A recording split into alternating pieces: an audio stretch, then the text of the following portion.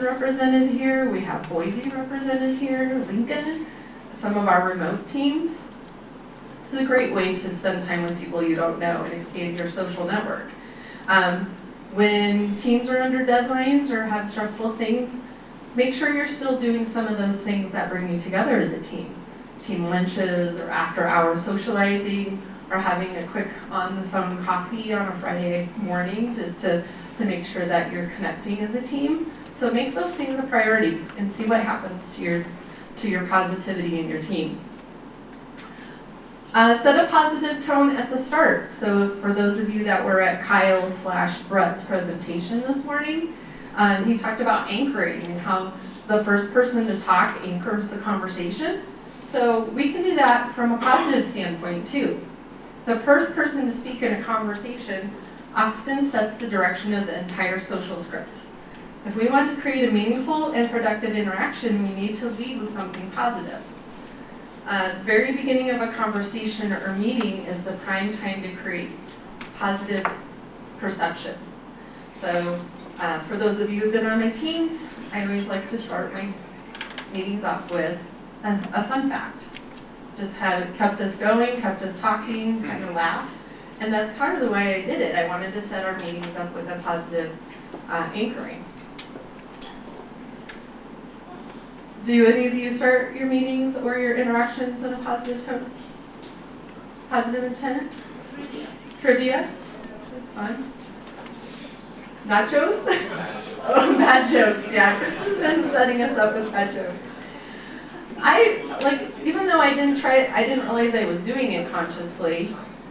When I read this, I thought about also conversations I don't always start off positive. And I do feel like I've been trying to be better about that. When I go into a conversation, especially when you're giving someone feedback, like, how can I start this conversation off with a positive approach or positive tone? All right, so we're going to do a little experiment. This is my favorite part of the session. All right, so everyone needs to have one partner.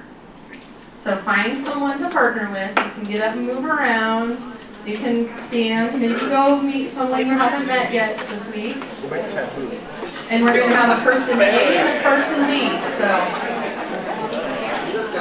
when you have your partner, why don't you raise your hand so I know that we're ready to move on to step 2. Think we have someone that needs a partner over here? Somebody needs a partner? I'll be your partner if you want. All right. All right, so once you have your partner, choose a person to be person A and someone to be person B. Okay,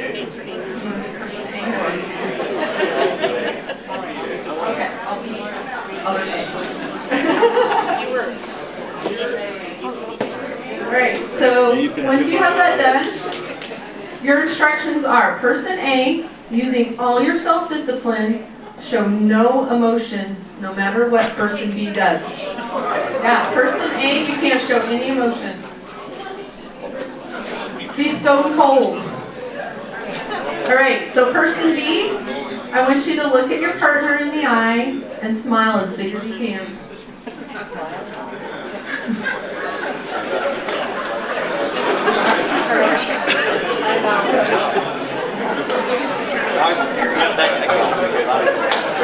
I hear a lot of laughter.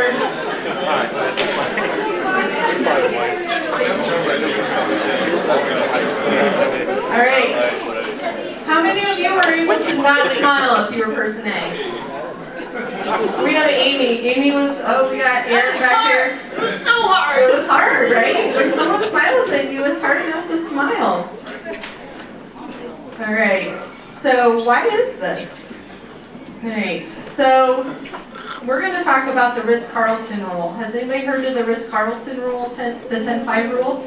Has anybody ever stayed at a Ritz-Carlton? All right.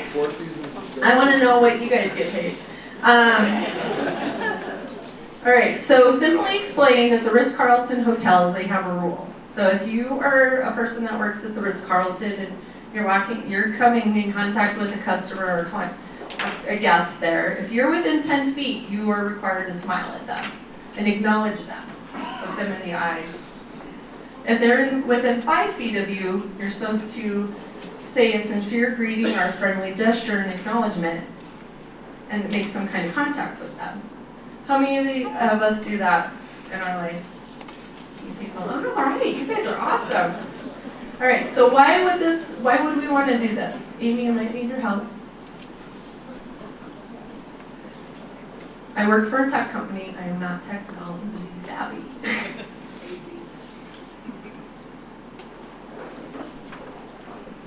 I'm going to have to.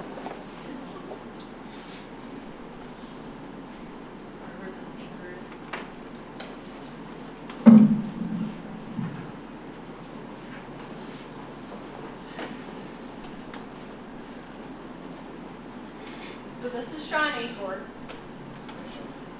It'll take a second to buffer. I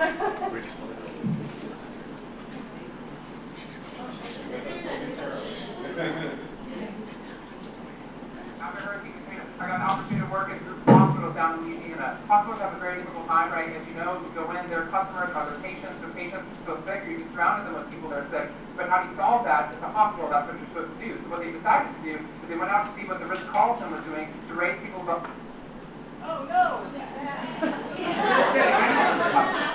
There.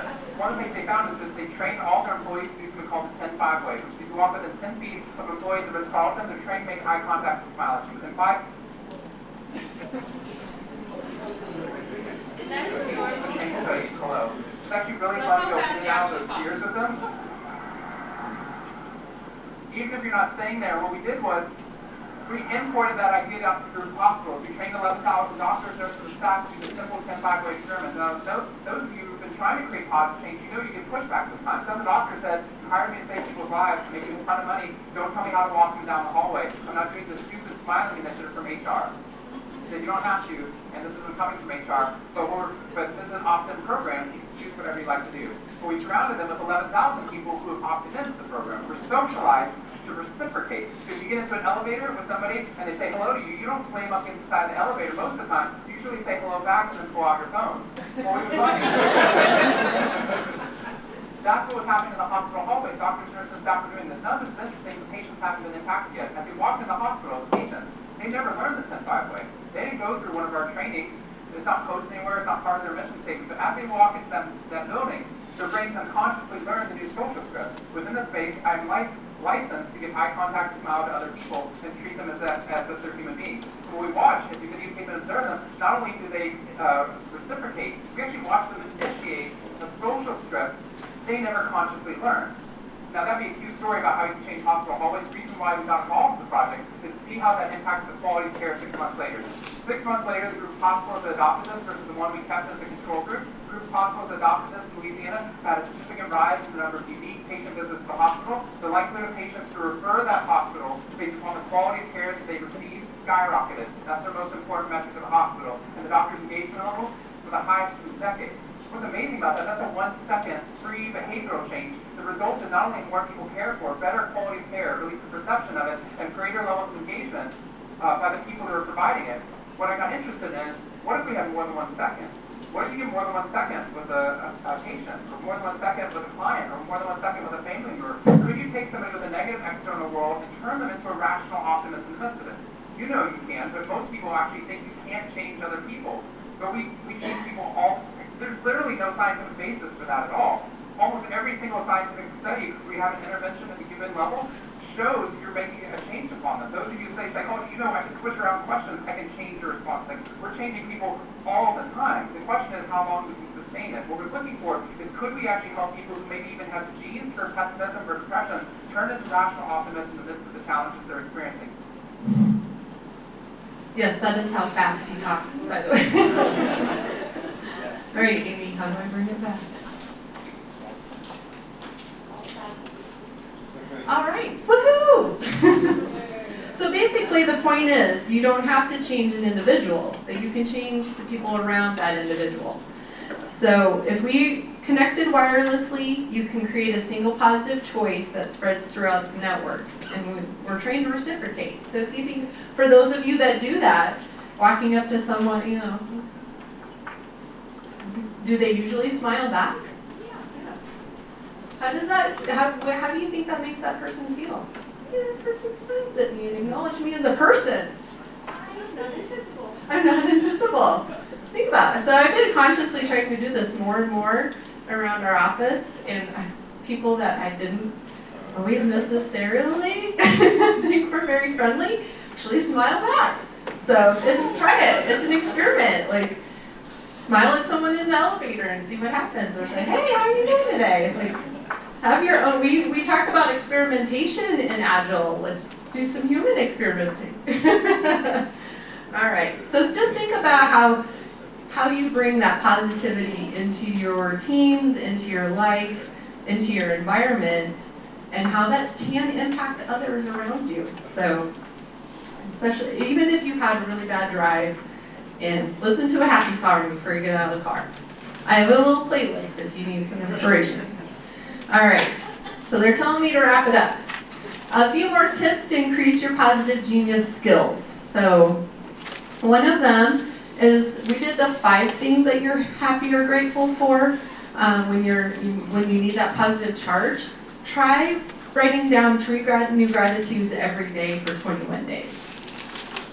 They actually did an experiment with this with a group of bankers that were going through, I think it was bankers that were during the financial crisis, and they did it with their families, and it was something they just became part of their family interactions during the day, and it increased their positivity and their optimism towards their job quite a bit.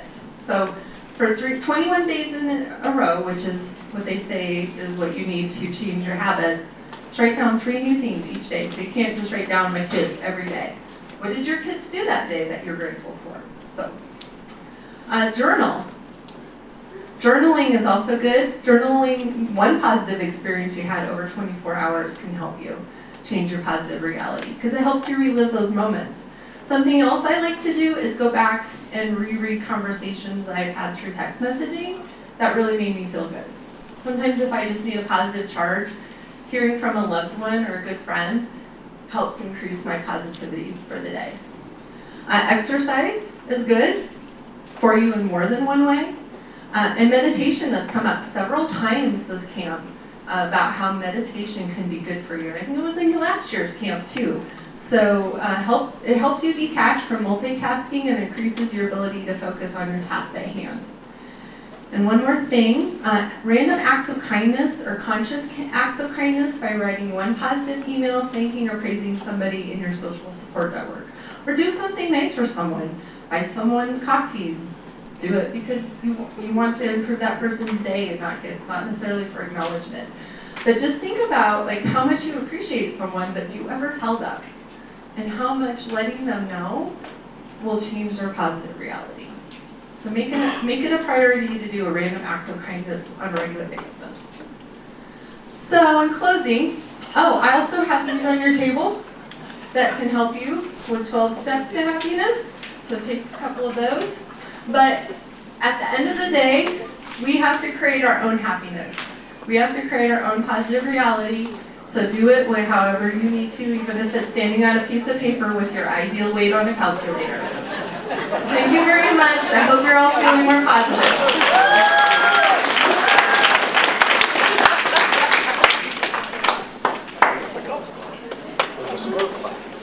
Well done. That's the kind of scale I need. Do you guys have a good time? Yeah. Did you learn something this week? Yeah. Did you learn any good jokes? You don't need to answer. And not any good ones. Well, you know, it is a huge pleasure to put on this Agile camp for you guys, and it's always bittersweet on the last day of the last camp. We have such a good time planning for it, and then it comes, and then it goes, and then it's like, it seems like you start planning almost right away. It's a lot of fun. That being said, we can't do this without you guys participating. We can't do this without continuing improving it, without your feedback. We will send out electronic feedback as well as what we have on the walls here, and certainly the speaker feedback is useful for us. But your feedback as it relates to camp generally, you'll get that email. I think it's in an email. Amy, is that true? It'll just be a blog post. There'll be a blog post. And so we'll take that feedback into planning for 2020 camp, right? And so be as constructive. If things didn't work for you, let us know that. If things did work for you, let us know that. Both are useful. Yeah. The other things that I would say before we kind of wrap up is this also isn't possible without the support of our leadership teams, not only financially, but allowing us to spend time in this room for 3 days. And by being in this room means you're not at your keyboard banging out work, whatever kind of work you're doing. So thank your leader for allowing you to come. If you travel, thank them for that as well. But all of this is possible because they find it valuable as much as you guys do. So keep coming, keep providing feedback, thank your leaders so that this thing keeps going. So the other thing I want to mention is, what else do I want to mention? It was really cool having new speakers this year. Every year I've spoken and told terrible jokes, and so eventually you guys are just going to get tired of me. And I'm good with that, because it's great to have committees helping out, and we had a lot of people participate. Not only if they didn't want to speak, they supported us through, we were kept caffeinated and fed. So thank those guys in the back. We had folks on different committees that not only picked who got to speak because we had a call for proposal. This year we turned down more people than before. Not that we like turning down people, but the cool part about it is that we got a lot of people interested with topics that are relevant to their world and are wanting to share with the organization. And that's a really exciting place for us to be. And who knows, maybe this thing will end up being a week long, I don't know. But 3 days seems to be the sweet spot, at least for now. And hopefully we keep getting, maybe you guys learn something you can adapt from one of the sessions and build your own topic that's relevant in your world. And so we look forward to that as well. Somebody had a hand up. What? Just an announcement. An announcement. I just wanted to thank everybody who worked on the blankets. We completed 16 blankets. And they're going to be delivered to Children's Hospital across the street. So we're going to make 16 kids a little bit happier. That is awesome. Yeah, thank you guys for that. Now, what else? Name tags. I asked you guys to hang on to those, and when you leave, make sure you get those back. These things are like gold. Okay, so make sure we get those. Registration cards, turn those in on your way out as well. A favor to ask of each and every one of you, if we crowdsource this cleaning, we're done and out of here quicker. The folks like Des and others in the back have helped kind of organize things, and Karen in the back to make it a little bit easier. So we've got blank paper, we've got stickies, I think, and then pens and markers. And then on the side, we've got recycling, so any papers that we're not using or have been written on or whatever, go ahead and throw those in the recycling. And I think tables and chairs, what do we need to do there? Just leave them where they're at. Just leave the tables and chairs, that's what we do there. Push your chair in. Push your chair in like you've been taught as a child. Any other announcements? Guys, hopefully you had a great time. We sure did. We love putting this on. Thanks so much. And if you're traveling, travel safe. If you're traveling home, travel safe home, wherever that might be. Thanks again.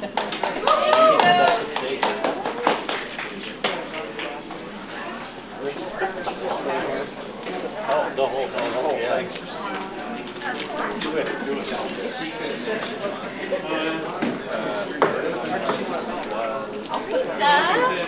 was wonderful. I loved it. From your friends and Absolutely. It was good to see you.